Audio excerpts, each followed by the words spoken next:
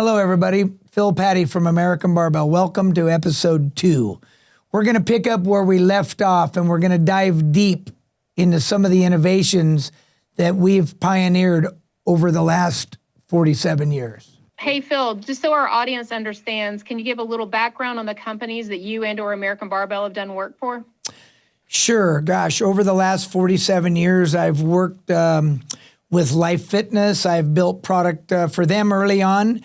I built products for Technogym Italy, Star Trek, Technogym also USA, Star Trek early on. I helped actually develop and launch the Matrix line of fitness equipment, and then went on to do work for companies like Cybex and then individual groups like Gold's Gym Corporate, Powerhouse Corporate, oh gosh, Snap Fitness, and the list goes on and on. Well, we have a lot of products to dive deeper into, so let's talk about Cerakote. How did a barcoding from the firearm world end up transforming Olympic bars? You know, interesting. When colored barbells, primarily black, became popular through the CrossFit channels, I was looking at the black situation and how to make bars in any kind of high volume in black. And the only choices at the time were black oxide, which is very, very low level corrosion resistance, and black zinc, which isn't really a coating. It's kind of like a color that they use for hardware. It was trouble in any kind of volume. And I partnered up with a firearm company that I had known for many, many years, and started to collaborate with them. And we came up with the idea of a ceramic coating for a barbell. And that's kind of how that evolved. So how do you apply different colors to that methodology? Well, the color part of it is an interesting topic because originally it was a cool thing to think that there were oranges and greens and yellows and blues, but there also became a durability issue where not all colors were created equal. So then we kind of realized that colors were about branding, and some people just had to have an orange bar, even if it wasn't as durable as a black or a gray. So basically, it just turned out to be across the board a good way to identify a color scheme for some entity, whether it was a school or a gym chain or whatever that needed a specific color. You were also the first to press fit without welding dumbbells. How much of that decision was about performance and how much of that was about proving a point? Boy, that's a big one. Early on when I started playing with the dumbbell and trying to figure out and solve the issues of loosening, big problem from way, way, way back, I looked at options to solve the loose dumbbell. And a lot of companies at the time had played with welding. The issue with welding dumbbells is that you're limited on the strength of the handle that could be welded. So the companies that were welding dumbbells really had issues with bent handles. So I kind of played with some different ideas back and forth. And that's when I had developed the spline-handled dumbbell, which allowed me to use a very high-strength steel handle. And when I say high strength, the handle was much harder than the head underneath, whether it was urethane or rubber at the time or even solid steel. The two materials were much different tensile strengths. So with the handle being so much harder, I was able to actually press that handle into the head, and it basically locked itself in. And by that methodology, I didn't need to weld it. I just retained it with a special locking nut, and it just turned out to be a revolutionary way to secure a dumbbell head to a handle. So what is the difference between press fit and welding? Well, press fit, just so everybody's clear, when you press fit, even when you weld a dumbbell conventionally, you want to press the handle, which means you want to push the handle by way of interference into a head. And then people weld it off. The way I do it, our handle, I always give, when I'm giving a demonstration, I explain to people, especially people that understand mechanics, the way you put a steering wheel on a car. The way you put a steering wheel on a car, there's a male and a female spline, and it attaches with grooves. That's the way our spline handle is pressed onto a dumbbell head. This way, we're not using it for welding methodology. We're securing it by a male and a female groove system. And then when we lock it with a lock nut, our claim to fame is that theoretically, it's the only dumbbell that's ever been created where the more you drop it, the tighter the connection gets. So it's truly revolutionary. So we've all seen your marketing and your R&D where you've shown that you have bumper plates that have survived over 120,000 drops. When you see knockoffs that fail after 30, does that frustrate you or just confirm everything you already knew? Well, it confirms everything I know after 4 years of rigorous testing, because the invention and innovation of the world's best urethane bumper plate that we produce, we were the very first. And I tell people that it took 4 years of testing to finally get it right. And the very second knockoff didn't appear until 4 years after we innovated and developed the urethane bumper, which shows you that it wasn't out on the market. Nobody was able to copy it because they hadn't seen it. But the dismal results that the knockoff competitors get is because they didn't spend the 4 years of development. And that goes back to my commentary about it's all about what's under the hood. When I talk about the urethane bumper, the most important thing that I tell people, the very first one we produced in 2012 broke in 30 minutes of dropping. 4 years later, the completed final went 120,000 drops. And I tell people they look exactly the same. So you can just imagine that's that old buyer beware. What's different? What's different? All about what's under the hood. Well, even today, with your product having been out on the market for so long and other competitors being able to actually try to look under the hood, you've still not had anybody that can rival your bumper plate. Is that correct? Because yes, and it's because it's an expensive process. So again, what's different? Even if you dissect, somebody buys one and cuts it apart, there's still proprietary secrets that are hard to dissect. And that's true in a lot of things like the Olympic bar and other products where you can look under the hood, but there's still a lot of tribal knowledge in there, if you will. So what do you say to companies that call their stuff high end, but couldn't tell you the difference between, and this goes back to barbells, between yield and tensile strength? Smoke and mirrors, one of my favorite comments. It's smoke and mirror marketing. And that's why it's so important to educate, which, I've said in numerous occasions, I live for people that want to be educated. I love the consumer, the buyer, the potential buyer that wants to learn what I know. And then I open the floodgates on a lot of things that have transpired over the years. I tell people all the time that you can't accelerate time of testing. And later on in some of the episodes going forward, I'll use my Shark Tank analogy of old Mr. Wonderful talking about what's to stop somebody with more money squashing you like the cockroach you are. That's time.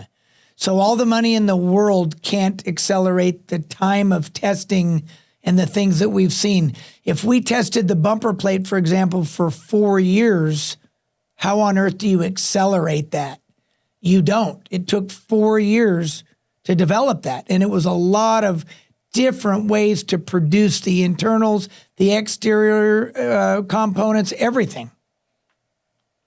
Well, this is probably more of a rhetorical question based on what you just said, but do you think people underestimate how technical real product design is and how much work really goes on behind the scenes to make a durable, top-of-the-line product? Absolutely. I go back to, again, one of my comments when I have people that are fully engulfed in what I'm trying to teach them about products. And when I use a bar sleeve, for example, and I'll say, well, take a look at this bearing bar and it's on revision K. And I'll say, do you know what that means? And people that are astute will say, yeah, A, B, C, D, all the way up to K. And I say, exactly, that means I've changed that one item that many times to get it the way I finally wanted it. So this should make our listeners be a little wary about marketing campaigns for some of our competitors, correct? Oh, absolutely.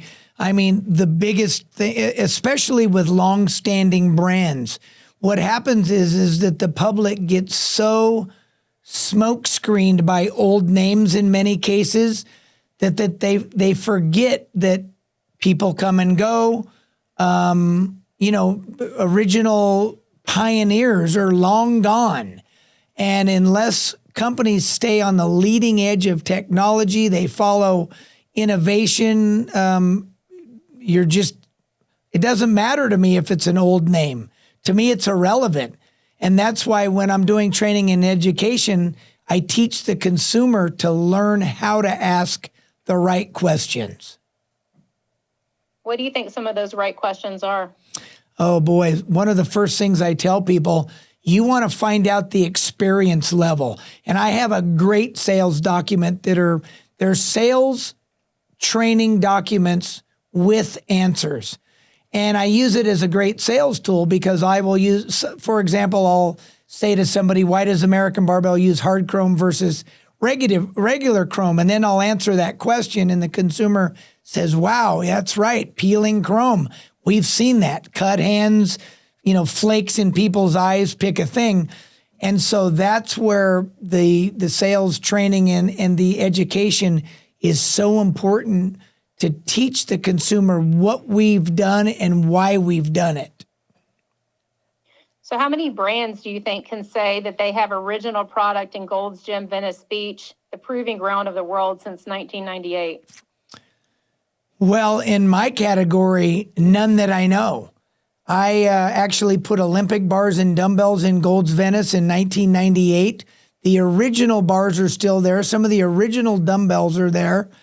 We added products again over the years, some additional products. But I can look back at all the videos on YouTube, and plus I physically go into Gold's Venice periodically, and I'm still looking at products that are going strong since 1998. So you've partnered with Planet Fitness back in 2003 when it was just an idea from three guys in New Hampshire, and you're still making their gear today. What does that kind of long-term trust say about staying power over hype? Yeah, it's all about durability and it's all about service. So an entity that's grown that huge, you guys could probably all imagine how many people have tried to steal that contract. And it's with them, I give them credit. It's never been about price.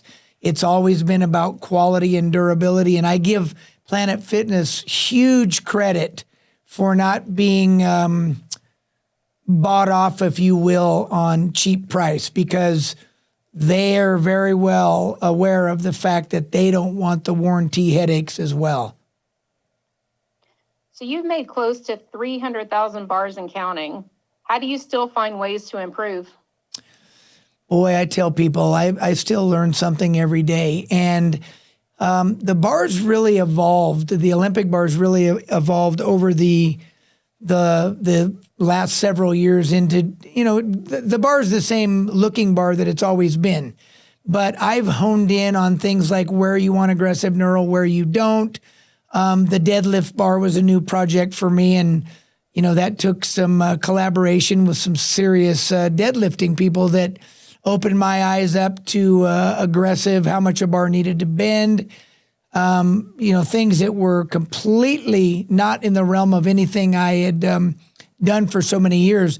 I tell people all the time that, the first part of my career in the manufacturing of Olympic bars was primarily focused on what I call just a gym bar. It was a generic non-spec bar for Gold's gyms, if you will, that type of gym. Didn't have any specs per se. It could be 28 and a half, could be 29 millimeter, could have been 30 millimeter. Nobody cared. So over time, I've really spent a lot of time learning which particular individual required what. And that's why it's still a never-ending pursuit. So what are you working on right now that nobody else has the knowledge to touch, in your opinion? Boy, there are people that are touching what I'm working on now, but it's a very broad category. Plate-loaded equipment right now is absolutely on fire. Plate-loaded equipment, meaning leg presses, hack slides, things like that, things that use actual weight plates as the form of resistance is the most popular thing going right now. And we're working on a various amount of different types of machines that are a little bit more innovative than things of the past. And that's where we're putting our focus right now is on a lot of the metal gear, plate load, and some of the selectorized weight stacked machines. But I've never wanted to be a Me Too player, so we're looking into just developing things that are unique to the industry. So what's your response to the idea that legacy brands are coasting while you're still out there breaking ground? Well, that's goes back to the companies that I've talked about, and there's a few of them that are trying to just ride on the old long-standing name of who they might have been 30, 40, 50, 60 years ago, and they're coasting by default, and they want the consumer to believe that that old name equates to quality innovation, and it couldn't be further from the truth. So I always tell people, as far as consumers and buyers, be aware, ask the right questions, ask who ask. If I'm a vendor and I am the vendor, I tell a customer that's talking to a competitor of mine to ask about what's your history, who are your customers, how long have you been in business, how do you do your research and development. Ask some very hard questions that will immediately trip up the novice, immediately.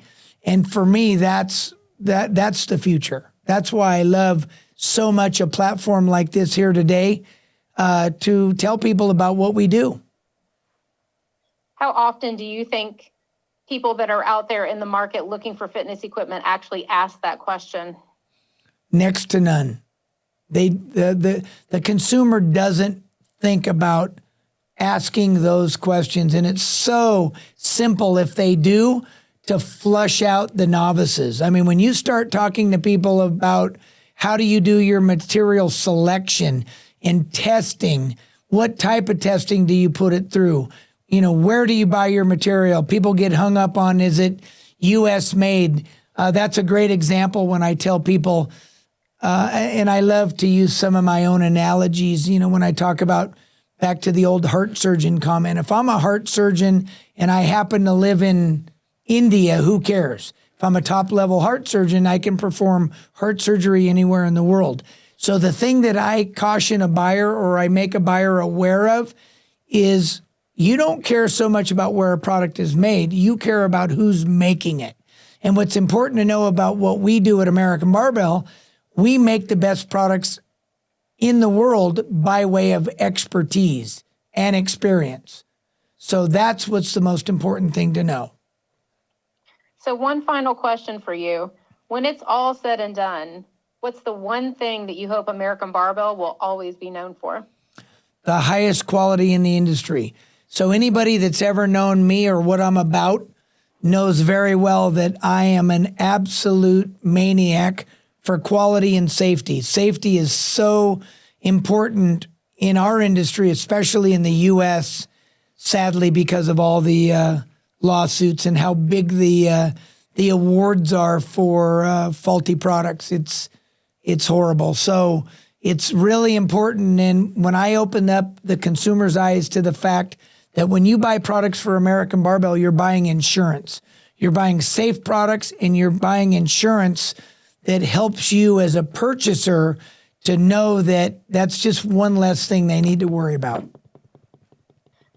So one follow-up question to you on that is, do you think there should be more regulations in this industry? Oh, absolutely.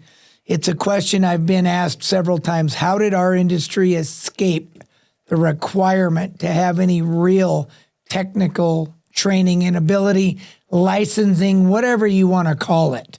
I mean, it's a travesty, in my opinion, that anyone can immediately jump to our industry, have some flashy marketing, and pose as an experienced manufacturer or seller. And again, that's where the Q&A, the questions, flush that out. And that's why I love the opportunity to get an audience and let people know what we do and at what level how deep we've gone into the game to learn what we've learned. Thanks everybody for tuning in to episode 2 of American Barbell Unleashed. Don't forget to follow us and like us on Instagram and YouTube. And please leave a comment below if there's anything that you want to know. I love Q&A and love to share everything I've ever learned in my illustrious career. Thanks again. See you soon.